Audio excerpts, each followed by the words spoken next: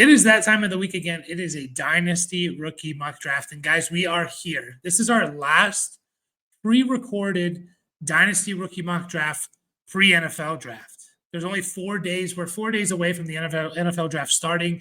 By this time next week, the draft will be over. And it's a little bit bittersweet, man. I love putting out draft content, rookie scouting, all this stuff. And we're going to still continue to do that, especially some of these, more, later round picks that we don't even expect to go off the board that do go off the board. We're going to talk about those guys. But this is the last pre-recorded rookie mock draft before we actually have real landing spots. Now, we are using mock landing spots. Link is in the description. We like to use mock landing spots. This is a 7-round mock draft from the 33rd team put out a few days ago. So this is the world we're living in. If the draft fell this way, this is how it would affect our rookie mocks for our rookie drafts. And we're doing a 12-team super flex. And we're going to do a tight end premium here. So we'll do 12-team super flex PPR. Let's do 1 point tight end premium, right? So it's a pretty decent tight end premium. Obviously, there's bigger ones out there. There's lesser ones. This one's like right in the middle. And we're just going to jump right into it, guys. As always, if you like Dynasty content, make sure to hit the like and subscribe button. And again, I keep talking about this, but Ashton Jeanty, he's holding strong. He's the 101. Unless something crazy happens in the draft that no one is expecting, mock drafters, Dynasty players, whatever, Ashton Jeanty's the 101. Doesn't matter the format. So he's been that since we put out our first rookie mock draft back in December. It was December 29th, I think it was. Ashton Jeanty, the 101. In this draft, he goes to the Raiders, I believe. Yeah, Raiders, 6th overall. It seems to be a pretty popular landing spot for Ashton Jeanty. Next up at the 102, I'm taking Omarion Hampton here. Now, I try to do these mock drafts a little bit, not just always what I would do, right? Because your drafts aren't going to play out how I think it should play out. It's not going to play out how I think or how you think it's going to play out. There's always going to be curveballs. There's always going to be players who reach on players because of where they fall and where they land and stuff like that. So, but to me, Omarion Hampton is the 102. I've been saying this for a while now. If Omarion Hampton is a first-round pick, I think he's the clear-cut 102 in the draft class. And he falls to the Broncos 20th overall. The only better bet to make on than a running back drafted in the first round is a running back drafted in the top 10, which I know technically is the first round. But if you separate those two, top 10 picks versus the rest of the first round, the number 1 hit rate is running backs drafted in the top 10. The number 2 hit rate out of all positions is running backs drafted in the first round outside the top 10. And we love that landing spot. I know Sean Payton for the Broncos has not, we haven't seen much production from their running backs for fantasy since he's been with the Broncos the last couple of years, but he used to be fantasy gold for running backs. And so I think he gets back to that with a guy like Omarion Hampton. And then to me, the next pick here is Cam Ward, first overall pick going to the Titans. I've been talking about this a lot. Like I think this has been my top 3 now since maybe after the combine. So we're talking, we're talking a couple of months now where this has kind of been my clear-cut top 3. Does everyone agree with it? Not necessarily. I know everyone in general is a little bit lower on the quarterbacks. That being said, kind of like I predicted, when we started this process back in late December and January, Cam Ward in our live rookie drafts was falling. Cam Ward was falling into like pick 107, 108, 109, and just kind of said to myself, like, I don't think that, into my viewers, I don't think that's going to happen. I think as we get closer to the draft, I think we're going to get more excited about him, and now he's kind of a clear cut in the top 4. So Cam Ward, 101 to the Tennessee Titans. And at the 104 here, there's a lot of ways you can go. But I'll take TreVeyon Henderson because I think him falling to the Bears, one, people love TreVeyon Henderson. I've seen him go as high as the 102 in live rookie drafts. He always seemingly goes in the top 6 no matter where he falls, whether it's second or third round. So TreVeyon Henderson, to me, if he gets drafted by the Bears 41st overall, I think he goes as high as the 104, even in a tight end premium league. So I'll take him here. I don't necessarily disagree with it. I think there's a lot of ways you can go. I've been telling people for a while now, like trade back from the 105 if you can, or 104.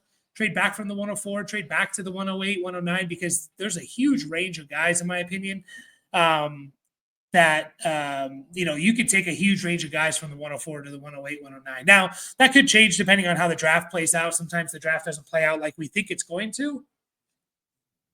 But where we stand right now, there's a good chance it does play out that way. Next up, I will take Colston Loveland here. Now, usually we are a Tyler Warren over Colston Loveland. But again, I think I would still do that, Tyler Warren over Loveland, despite, if this is how the draft played out. Loveland went 22nd overall to the Chargers, whereas Tyler Warren went 14th overall to the Colts.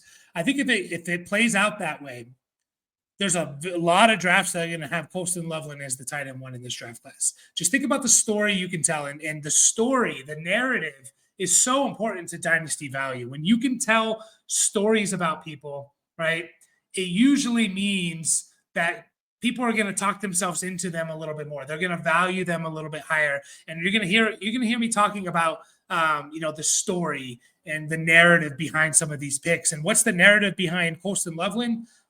He gets paired with his old college coach. He gets paired with the Chargers. He gets paired with Justin Herbert. He's probably the number 2 target on the team.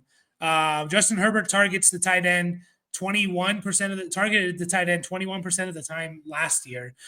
Will freaking Disley was a relevant fantasy tight end streamer for a few weeks there. And now you get a number 1 pick, 22nd overall, reuniting with it. All these stories we could tell ourselves versus Tyler Warren's playing with Anthony Richardson. Who has a better story? It's Colston Loveland. That's going to bump him up in value. It just is. I think I would still lean Warren just in a vacuum, but I also have to take into account the story behind Loveland and the narrative behind him. So Colston Loveland here at the 105. I'm going to go ahead and take Travis Hunter here at the 106. And the reason why I'm doing this, not necessarily because I would take him here, but whenever I do live rookie drafts, especially over the last couple of weeks, this is where Travis Hunter goes. Like, he's going in the top half of the first round more often than not. He still falls sometimes. He almost never gets out of the first round, and he still falls to the end of the first round. But I'd say 60, 70% of the time now, Travis Hunter is going in the top 6, top 7, right? And so I want to give you guys a feel for how the community is feeling a little bit about him, because I think we're all jumping on board of him being a wide receiver. Going to the Browns, who are talking him up as a wide receiver. Go look at the Browns depth chart at receiver. It's not great. You have Jerry Jeudy, Cedric Tillman, and Michael Woods. That's your 1, 2, and 3. That's not a good wide receiver room. So very easily we can see Travis Hunter playing receiver. My only concern is he wants to play both ways on both sides of the ball. And so they're not going to use him 100% on both sides. They're probably not going to use him 100% as a receiver, 30% as a defensive player. If they are going to play him both sides, it's probably going to be like 70-ish% on offense, 30-ish% on defense. That's my guess, but I could definitely be wrong. But, if he's not playing 80+% of the snaps, he might be a little bit inconsistent as a fantasy option. Ted McMillan at the 107 is where I'm going now. He goes to the Cowboys, and I actually really like that spot for Ted McMillan. I think he complements CeeDee Lamb perfectly. I think you kind of, CeeDee Lamb, move him all over the field in the slot on the outside in motion, and just kind of let Ted McMillan be on an island on his own. Is never going to have double coverage because everyone's going to be focusing on CeeDee Lamb. You have a pretty good quarterback in Dak Prescott. I kind of like that landing spot for Ted McMillan and think he can be pretty productive even with CeeDee Lamb there. And that being said, he does fall a little bit. I know, again, when we started this whole process, Ted McMillan was like the 102. And now you see him in this range of probably closer to like the 104 to the 108. And again, just goes back to what I was saying. Like, if you could trade back from the 104, I'd much rather have Ted McMillan and extra pieces versus straight up for Travion Henderson. And so I'm looking to trade back if possible. I'm looking to trade back because you could argue Ted McMillan should be the 104. And I'm not going to really disagree with you too much.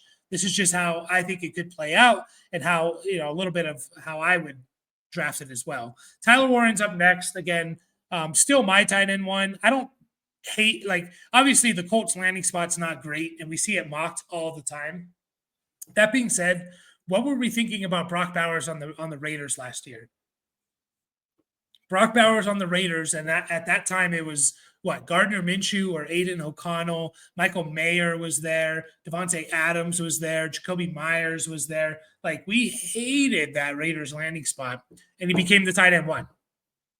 So Tyler Warren, I would argue, has more potential at the quarterback position. I don't know if he has a better passer in Richardson versus Minshew and Aiden O'Connell, but there's definitely more potential at the quarterback position. He has less competition, in my opinion. He's the clear-cut tight end one. You obviously have Michael Pittman and Downs there, Alec Pierce, Adonai Mitchell, but that's comparable with guys like, Michael Mayer, Devontae Adams, Jacoby Myers, and stuff like that. So still think Tyler Warren can be good. Also, the bar for tight end is just so low on what you have to do to be fantasy relevant compared to the other positions. So at the 109, I will go ahead and take Caleb Johnson.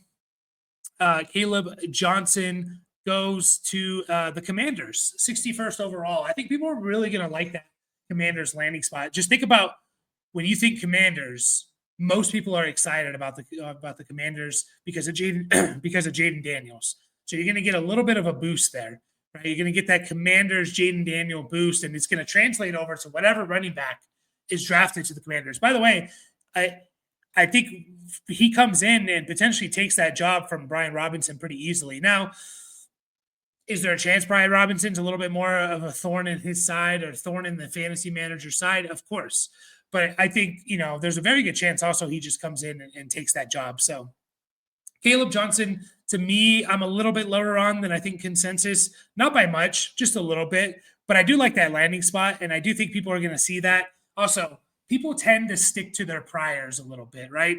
Like, if you've been following Dynasty content since January, where have you seen Caleb Johnson go basically this last 4 months? It's always in the first round. Sometimes he slips to the second round, but it's almost always in the first round. Why? Well, because when we started this process, it was Genty, and then Genty was the clear-cut one, and then it was a group of guys like Hampton, Henderson, Judkins, and Caleb Johnson. That next group where we weren't really sure who the running back two was when we started this process. Now Hampton has kind of separated himself. Maybe Travion Henderson has separated himself. But the priors, people hold on to their priors. And so guys like Caleb Johnson, and you're going to hear about this with Quinshon Judkins as well, who has a pretty bad landing spot, in my opinion. The priors are going to prevent these guys from falling too far. They just are. Whether it's right or wrong, doesn't matter if they get drafted in the fourth round. The priors are going to keep us, for a lot of people, from them falling too far. Whether that's right or wrong, I'm not trying to say that. Shador Sanders up next. To me, don't think, I know we're all a little bit lower on him. He gets drafted by the Saints, 9th overall. Very good chance he started from week 1. If not, he's absolutely going to be starting in 2025.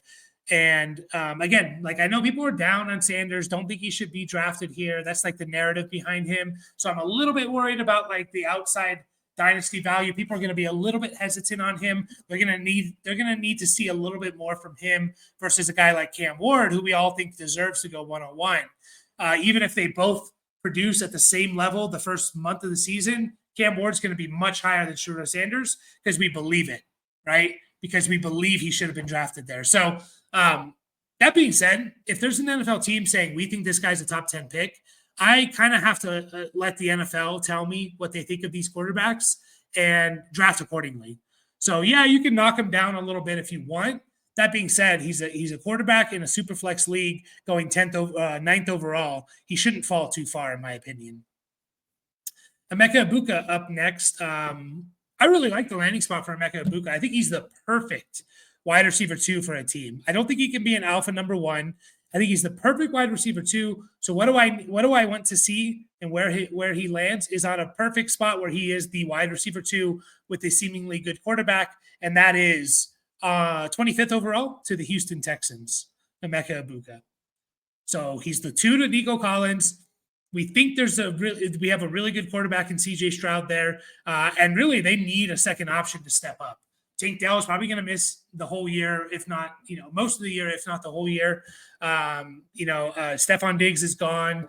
The tight end position is all right, you have Dalton Schultz, but he's not this he's just a solid tight end. Like, you go look at their depth chart. They have Christian Kirk there, but Tank Dell is listed as their wide receiver 3, and Emeka Egbuka will come in and easily be the wide receiver 2 for this team, in my opinion. And then I'll go ahead and take Jackson Dart here, who also goes first round to the Steelers. And again, we're playing in a world where Aaron Rodgers is not on that team, right? And that's how I'm approaching this. Aaron Rodgers is not on that team. They draft Jackson Dart 21st overall. Even if Rodgers is on the team, it's a year-to-year thing. So I'll go ahead and take potentially the starting quarterback for the Steelers, who has some mobile potential, rushing potential, and things like that. So again, super flex league, first round quarterbacks. And because we're lacking quarterbacks in this draft, you're going to see the positional scarcity. If teams need a quarterback, there's not many options outside of Cam Ward, right? You have to maybe reach a little bit on a guy like Sanders or Dart if you really, really need a quarterback. You just do. Appreciate everyone watching. We're going to get into round 2 in just a second, but real quick, join our Discord. Link is in the description. It's free to join, and we're doing a giveaway. We're going to go live after the first round of the NFL draft, reacting to the first round, doing rookie drafts, and we're going to go live. And at the end of that live stream, we're going to do a giveaway. We're going to give away a team review. All you have to do is join the Discord, go down to the giveaway channel or section, type hello, hi, GIF, whatever. Doesn't matter what you say, and you're entered. That's it. There's only about 20 people entered right now, so you have a pretty good shot at winning a team review. Into the second round we go, and I've been telling people for a long time, stock up on early second round picks because you're going to get some players that fall. You just are. Matthew Golden is a perfect example. First round pick. Now, he goes to the Seahawks. And again, I think people are going to be guys like, just think about Jackson Smith and Jigba, right? First receiver off the board a couple of years ago. He kind of fell a little bit in drafts. He did fall a little bit in drafts, like probably should have been a top 5 pick. That's, I think, where I had him ranked at that time. And then I was seeing him fall to the 107, 108. He was falling a few spots.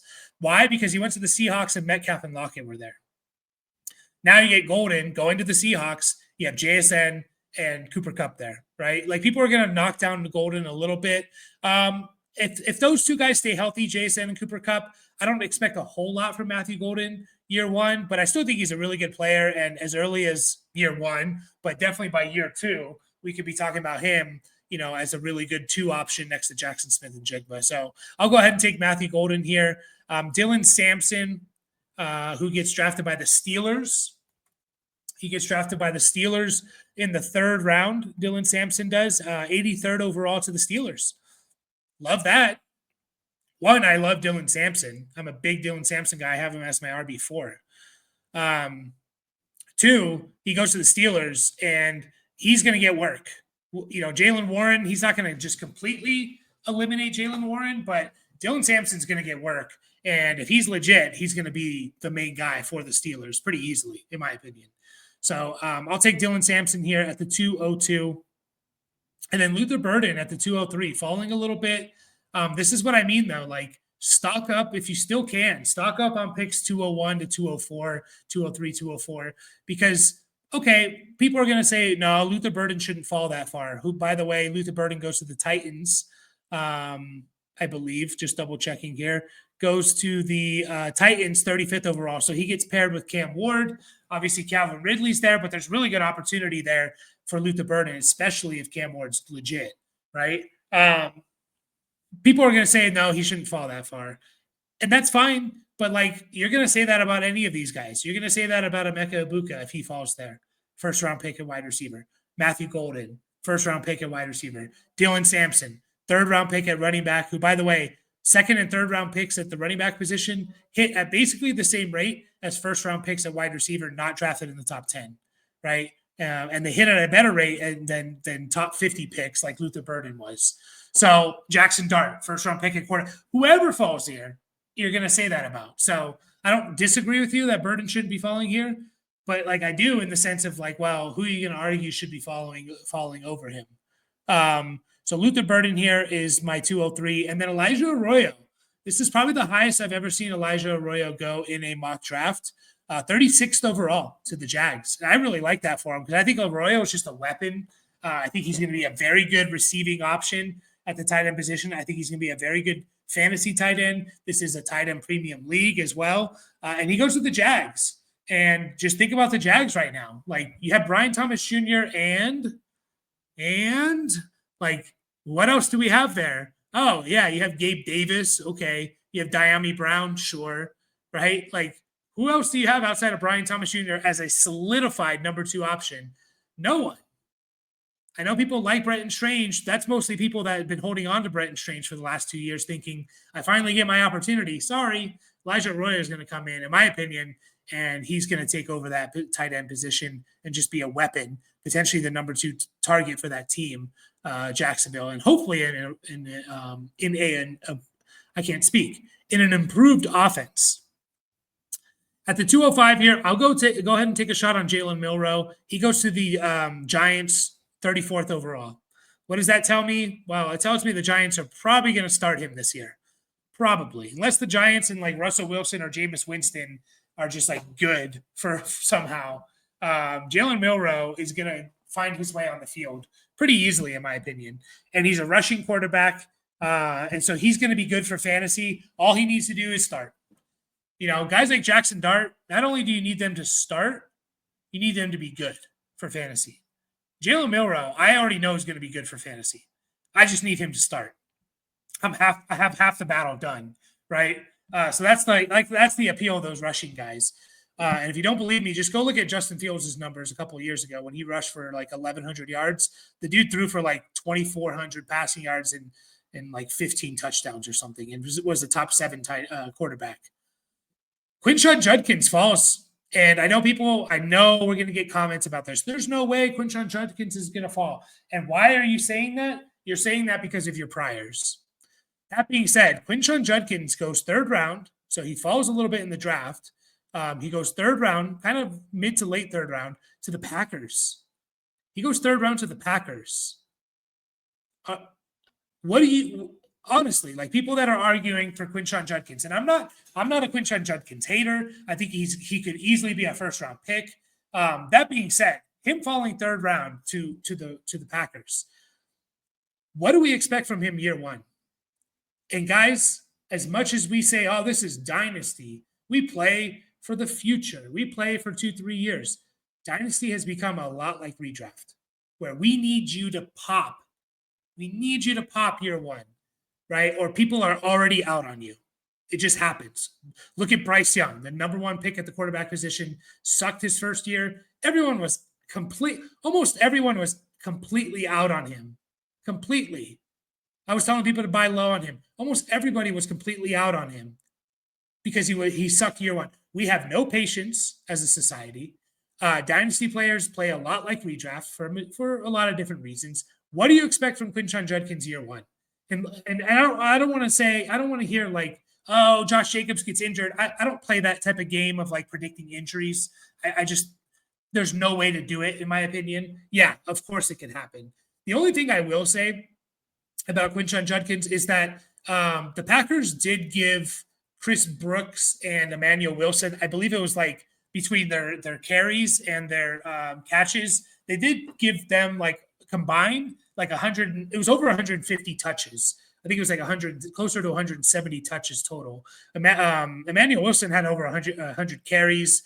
Chris Brooks had over like 30 or 40 carries, and then they each had like a handful of catches. So if they give all that to Judkins, could he do something with 170 touches? Yes. That being said, I made a video about this a couple of years ago when I believe it was when Charbonnet was drafted to the Seahawks. I went back and looked at every single team to draft a running back in the 1st, 2nd, or 3rd round who already had an established guy there. Right? I went back to 2010. Every single running back that was drafted 1st, 2nd, or 3rd round with already established running back there, that rookie running back did nothing. Like the only success we saw was Javonte Williams being drafted by the Broncos, and Melvin Gordon was there. And at that point in 2020, you can argue, was Melvin Gordon even like an established guy? And even Javonte Williams that year, like they literally split 50-50.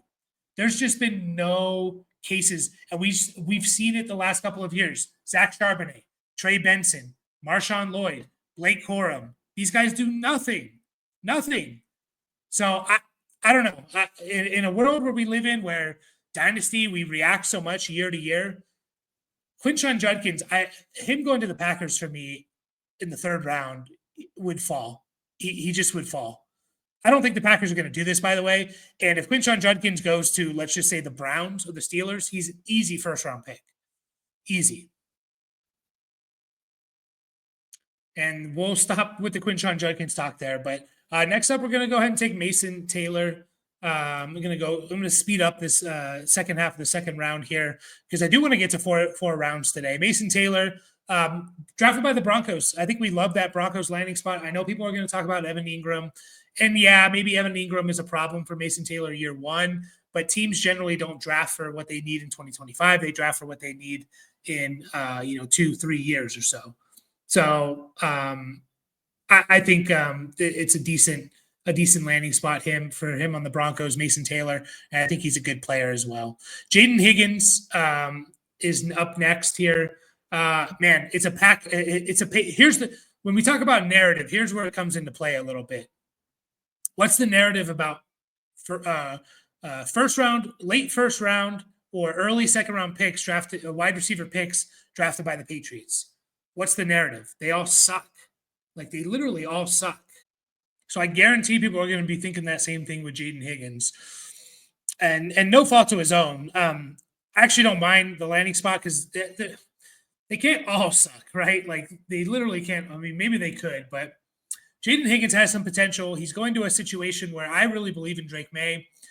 He's a top 40 pick in the draft. And, you have Stephon Diggs there, Demario Douglas, and then it's, the door is open for someone to really step up there. And so, man, I think this is good value. This is good value to take. This is kind of where Jalen Polk was going last year in this range. So kind of repeat it again with Jaden Higgins and just hope you hit. Bashal Tutin at the 209. I'm not 100% convinced here. So Bashal Tutin gets drafted by the Browns. It doesn't feel like a Browns pick. By the way, Dylan Sampson to the Steelers doesn't feel like a Steelers pick either. But Tutin to the Browns doesn't really feel like a fit. That being said, like I don't 100% know how to interpret all of this. Like, what does this mean for Tutin? Like, how are they going to use him? I'm not convinced that he's an every down running back. I think he could be, but I'm not convinced that he is. Is he more of that explosive change of pace type of back? And which is good for an offense and stuff like that. But it's not really reliable for fantasy. So I'll go ahead and take Tutin here just on the hopes that like he's more than that. And we'll see. Maybe he is. I mean, he has the speed, which is great, but I'm just not 100% convinced that he's like an every down guy. And he's definitely not going to be in Cleveland, Cleveland with prime Nick Chubb didn't even use Nick Chubb as an every down running back, really, if you go back and look. Next up, I got Damian Martinez. He goes fourth round. So he's going over some second round wide receivers, which is fine because third and fourth round running backs actually hit at the same rate as second and third round wide receivers, second round wide receivers. So they hit at a very similar rate. Damian Martinez goes to the Chiefs. I think we'd really like that landing spot. I do. I think we'd love that landing spot for him going to the Chiefs. And, I think we're all a little bit down on Isaiah Pacheco. I think a little bit unfairly, but we just are. And so him being drafted by the Chiefs, we can say, oh, yeah, he could easily win that job. I mean, Pacheco won the job as a seventh-round pick against Clyde Edwards-Helaire. Why can't Damian Martinez win the job as a fourth-round pick, right? So Chiefs are they kind of go with who they, believe in and who is good, and maybe that's Damian Martinez. Cam Skattebo is up next for me. I actually like Cam Skattebo more than a guy like Damian Martinez. Cam Skattebo, to me, could easily be an early second-round pick, depending on where he goes. That being said, he gets drafted by the Panthers in the fourth round, which I don't love. I don't hate, I guess, but I don't love it, mostly because I think Chuba Hubbard's legit. I think he's a really good running back, and I don't really see Skattebo just, putting Hubbard on the bench. I don't see that happening. So if he gets the right landing spot, Cam Scattaboo, he could easily be an early second round pick. He's another guy, though, that's going to have the story, the narrative around him because he's polarizing. A lot of people know his name, even if you don't watch college football, because, I assume in your Instagram Reels algorithm, you get football stuff that comes up, whether you watch college football or not. And you probably saw clips of Scattaboo in that Arizona State college football playoff performance where he just went off. And so people just know the name. He's a bigger back. He's probably going to run over a second or third string player in preseason, and people are going to go off. You'll have a lot of Instagram reel, TikTok worthy runs. He just will. Kind of like music these days. You don't need to make a great song. You need to make a great 10 seconds or 15 seconds of a song to get it popular and trending on the TikTok universe. Next up, I'll go ahead and take Trey Harris. He probably goes earlier, if I'm being completely honest. I'm not the biggest Trey Harris guy. I haven't been the biggest Trey Harris guy all year. So I know some people are really high on Trey Harris because of the production profile. I'm just not the biggest Trey Harris guy. He goes third round, early third round to the Raiders. And that's actually not a terrible spot. Jacoby Myers, Brock Bowers, but after 2025, you could easily see Trey Harris step into that wide receiver one role and second target for that team. So don't hate it. Don't hate it for him. And again, he probably goes a little bit earlier, if I'm being completely honest. Next up, there's just a lot of good value because of the running backs and because of our priors. Running backs drafted in the fourth round, you're going to get some running backs drafted in the fourth round like we did with Martinez and Scattaboo. Who go in the second round of rookie drafts, and that's going to push down some value wide receivers. I've been saying this for a few weeks now, how I think the draft's going to play out. First round is the first round. We kind of have a lot of those guys set. Second round, you're going to get a lot of running backs. Here we have 5 of the 12 picks are running backs because, we've been talking about these guys. It's a great running back class, all of that. And what that's going to do is that's going to push some good wide receiver value in the third round, in my opinion. And then that's going to, in turn, probably I'll take a lot of running backs in the fourth round. We'll see here. RJ Harvey Jalen Noel is up next here. I really like Jalen Noel. I think he has a pretty solid floor, and there's always upside. Every player has upside, some more than others. But Jalen Noel to me is a solid floor, has some upside. He goes to the Panthers. I don't really see Jalen Noel being an alpha one. It feels like that's what the Panthers need. They have a bunch of wide receiver 2s and 3s. They don't have that alpha one guy. Maybe it's Leggett. I think Thielen's still there. Coker to me is like a 2/3 at best. So Jalen Noel, if Bryce Young can take it to the next level, then we could see something here. But I don't think he's that alpha one that they're looking for. Just another solid, productive player. But 57th overall to the Panthers isn't terrible. RJ Harvey is up next. He goes 5th round, I believe. Yeah, 5th round. But he goes to the Cowboys. And the Cowboys didn't take a running back until taking Harvey. So I kind of like that for RJ Harvey. I think he gets on the field. He gets on the field pretty easily. You got Javonte Williams there. Miles Sanders is there or something. But RJ Harvey could easily be the best one of those players.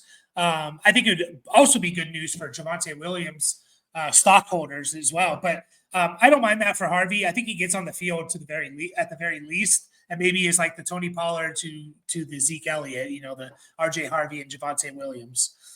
Jack Besh is up next. Now, Besh to me is another player that can go a lot higher in the draft. That being said, he goes to the Lions. And again, we got to think about how are other managers going to see this. Guys, there's a lot of dynasty players out there in your leagues who don't really follow until, college prospects or content until the draft is getting closer. And so they just kind of react mostly to the draft, right? So there's positives of starting early because you don't overreact to the draft as much. But there's also negatives to it because of all of our priors. There's also negatives for people who kind of just base things off the draft because Jack Besh goes to the Lions. He goes to the Lions 60th overall. And yeah, Lions, great offense, awesome. But you got Amon-Ra St. Brown, you got Jamison Williams, you got Sam Laporta, you got a team that runs the ball a lot. By the way, Jahmyr Gibbs can catch the ball. So you have a lot of mouths to feed, and you have a lot of people to try and pass up there to be fantasy relevant. Now, I will say this: they are coming up on. They're going to have to make a decision on Jameson Williams soon. I know they're probably going to do the 5th-year thing, but if Jameson Williams starts wanting money and to be paid, which he definitely could, we could see a change. Like, I wouldn't be surprised if Jameson Williams is not on the Lions next year. I'd be, I would bet money on he is on the Lions in 2026, but I wouldn't be shocked if he wasn't, just because of like contract stuff, because he's already coming into his 4th year. So, but anyways, Jack Besh here, third pick of the 3rd round, going to the Lions. One of my favorite players in this draft class, rising up my boards, is Kyle Williams. Used to be a sleeper, is a sleeper no more. Out of Washington State, he gets drafted to the Jets, 73rd overall. I really like that, just because Jets also need a number 2 option pretty badly, right? I mean, go look at the Jets depth chart. You have Garrett Wilson, Alan Lazard, and Tyler Johnson. That's your 1, 2, and 3. Kyle Williams could easily be the 2 to Garrett Wilson. I really like him, man. I think he's a sneaky upside, sneaky good player. And yeah, if he gets, I see him drafted and mocked in the 3rd round a lot. Jalen Royals is up next. I'm all over the place with Jalen Royals. To me, he could be potentially as high as my wide receiver 5 in this draft class. That being said, he gets put on this, like, he just gets put on teams where it's just tough, man. It really is tough. So he gets to the Saints. Now, I will say this: you have a new head coach in there. You have Shedeur Sanders. Like, a lot could be different with the Saints. We could be thinking about the Saints a lot differently. So Royals, now that I think about it, very good chance he goes a little bit higher than this for me personally. But that being said, it's tough, because it's like, he's not a better prospect than Chris Olave, right? You still have Rashid Shaheed there and stuff like that. I don't know. It's a tough spot for Jalen Royals. DJ Giddens up next. He also went in the 5th round. I love DJ Giddens, man. I think he goes day 2, or very early day 3. I'd be a little surprised if he fell to the 5th round, personally. And I think he can go probably as high as the 3rd round. That being said, he is drafted in the 5th round. He's another one of these guys, like, if he gets to the right landing spot, if he is a day 2 pick, he's a mid-2nd round pick for me. That's how good I think DJ Giddens is. But he does fall a little bit, and I have to take that into account. Goes to the 49ers, have to take that into account too. It's a good landing spot, but McCaffrey's still there. Garendo's still there. The 49ers always take running backs in day 3. And so, you got to imagine next year they're probably going to take someone as well. So a lot of things that aren't great for that. But I still really like DJ Giddens as a prospect. Savion Williams, a back-to-back 49ers here.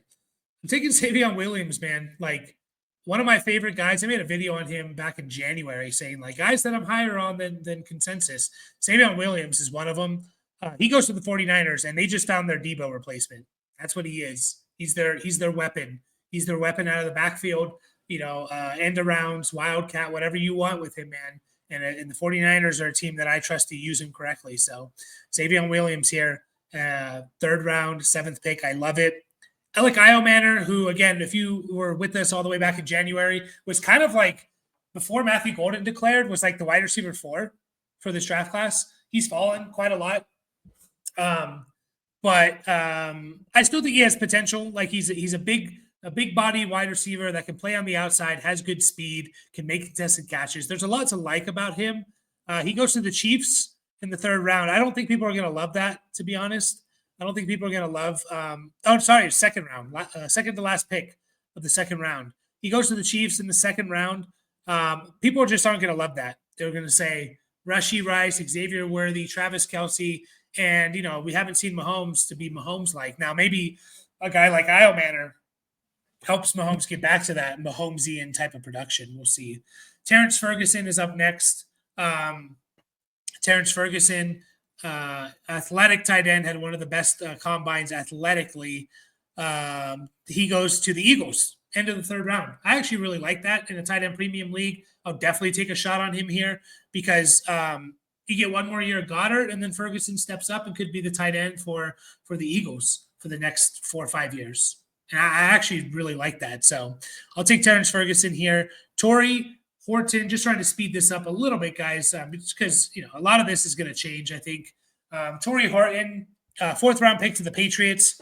Again, opportunities there for him, kind of like what it was with like Polk and Javon Baker last year.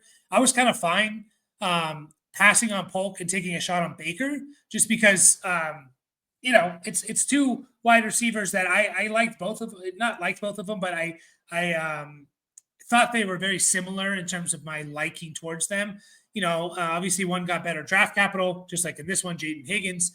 But I might pass on Jaden Higgins, take a shot on Torrey Horton, who I kind of like sneakily. I love taking him in the late third round or early fourth of Dynasty rookie drafts.